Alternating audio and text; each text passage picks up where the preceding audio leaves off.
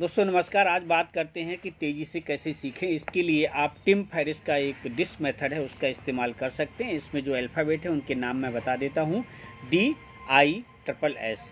इसमें जो आई है ये प्रोनाउंस करने के लिए या याद रखने के लिए आसानी हो इसलिए यूज़ किया जाता है। बाकी जो अल्फ़ाबेट्स हैं उनका मीनिंग मैं बताता हूँ और आप समझते जाएंगे।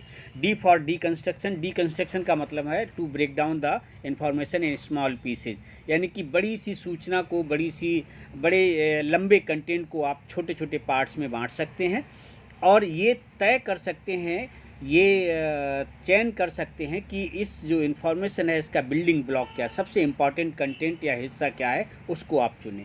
इसके बाद हम सिलेक्शन की तरफ बढ़ते हैं। सिलेक्शन का मतलब है कि आपको सबसे ज़्यादा इम्पॉर्टेंट पार्ट क्या है, जो सीख जाएं अगर तो बाकी जो पार्ट है वो आप आसानी से कर लेंगे या उनको समझ में आ जाएगा। तो यहाँ पर 80-20 रूल काम करता है, यानी कि आपको ये देखना है डीकंस्ट्रक्शन के बाद कि 20% पार्ट या पोर्शन या एक्शन कौन सा ऐसा है जो सबसे ज़्यादा इम्पॉर्टेंट है, जो आपको दूसरी स्किल सीखने में मदद करेगा। इसके बाद हम चलते हैं सीक्वेंसिंग की तरफ।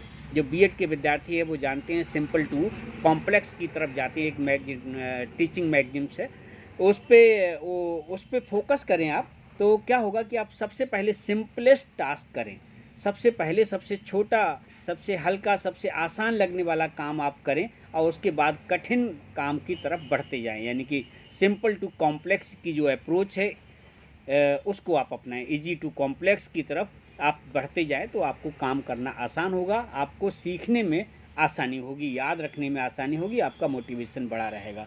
इसके बाद है स्टेक्स। स्टेक्स का मतलब है कोई ट्रिक अपनाना, कोई दाव अपनाना।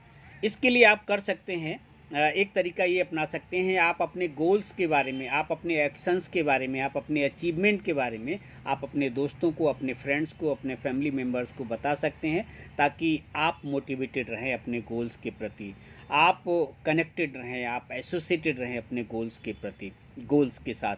तो इस तरीके से अगर ये हम 4 एक्शन करते हैं थॉरोली, डीकंस्ट्रक्शन यानी कि बड़े इन्फॉर्मेशन को, बड़े कंटेंट को हमें छोटे पीसेज में तोड़ना है, उसमें सबसे इम्पॉर्टेंट क्या है, बिल्डिंग ब्लॉक क्या है वो देखना है। उसके बाद हमें सिलेक्शन की तरफ जाना है, यानी कि सबसे ज़्यादा इम्पॉर्टेंट पार्ट कौन सा है जो सीखने के बाद हमें दूसरे पार्ट सीखने में आसानी होगी, ये करना है। सिलेक्शन के बाद आप सीक्वेंसिंग में जाएंगे, यानी कि इजी टू कॉम्प्लेक्स की तरफ बढ़ेंगे। इसके बाद है आप स्टेक्स, यानी कि सीखने के लिए कुछ आप ऐसे दाव, कुछ ट्रिक अपनाएंगे जो आपको मदद करें।